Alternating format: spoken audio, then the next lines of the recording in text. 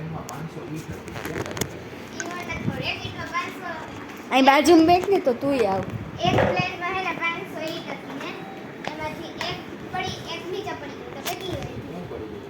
ઈટ ઈટ એક પડી ગઈ. હા, 500 હતી. હા. એક નીચે પડી ગઈ. 499 હતી.